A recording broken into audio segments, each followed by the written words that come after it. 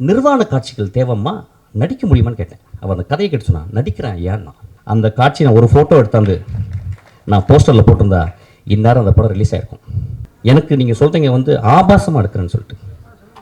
பிசாசு 2ல் என் குழந்தை ஆண்ட்ரியா அவட்ட கதை சொன்னேன். அதில் ஒரு தாய்க்குள்ளே பேய். அப்போ சொன்னேன், அந்த பேய் நிறைய விரசமாக இருக்கிறா, அதுக்கு வந்து நிறையா நிர்வாண காட்சிகள் தேவம்மா நடிக்க முடியுமான்னு கேட்டேன். அவள் அந்த கதையை கேட்டு சொன்னான், நடிக்கிறேன் ஏன்னா நான் என்ன பண்ணேன், அதுக்கு ஒரு ஃபோட்டோ ஷூட் பண்ணேன். அந்த ஃபோட்டோ ஷூட்டு ஒரு பெண்ணால் எடுக்கப்பட்ட ஒரு ஃபோட்டோ ஷூட்டு ரெடி ஆயிடுச்சு. என்னுடைய அசிஸ்டன்ட் டைரக்டர் ஈஸ்வரி அனுப்புகிறேன், நானும் உள்ளே இருக்கேன். அவள் அந்த பெண் அந்த அந்த அந்த அந்த மிகச்சிறந்த ஆக்ட்ரஸ், அவள் மிகச்சிறந்த ஆளுமை. அவள் என்ன பண்ணா, என் நம்பிக்கையில், என் கதை மேலே இந்த நம்பிக்கையில் அவள் அந்த ரூமில் போயிட்டு அவள் நிர்வாணமாக வெளியே வர வேண்டியது. நான் அவள் வீட்டு வெளியே போயிட்டு சிகரெட் பிடிச்சிட்டு நான் அப்படியே ஆஃபீஸ்க்கு வந்துட்டேன்.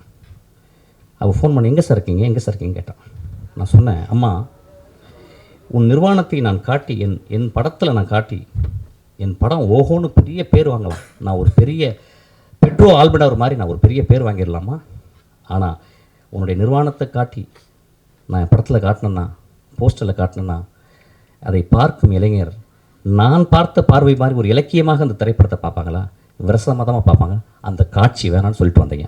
அந்த காட்சி நான் ஒரு ஃபோட்டோ எடுத்தாந்து நான் போஸ்டரில் போட்டிருந்தா இந்நேரம் அந்த படம் ரிலீஸ் ஆகிருக்கும். 2 வருடம் அந்த படம் வந்து கேனில் இருக்குது. அந்த படத்தை பார்த்த ஒரு மனுஷன் வெற்றிமாறன் உட்காந்துருக்கான். அதை பார்த்துட்டு சாயங்காலம் எனக்கு ஒரு மெசேஜ் பண்ணால், இந்த இரவு முழுதும் என்னால் பேச முடியாது, நான் காலையில் போன்றேன் மெஸ்கேன் அப்படின்னு சொன்னான். அந்த குழந்தைக்கு, அந்த ஆண்ட்ரியா, ஒரு மிகப்பெரிய அவார்டு இன்டர்நேஷ்னல் லெவலில் அவளுக்கு ரெக்கக்னிஷன் கிடச்சிருக்கும். அந்த படம் ஓடாமல் இருக்குது. நான் சினிமாவை நேசிப்பவன் இல்லையா, சினிமாவையும் சினிமா மேடையும் சினிமா மனிதர்களையும் நேசித்து கொண்டே இருக்கிறேன். எனக்கு அதை தவிர வேறு வேலையே கிடையாது.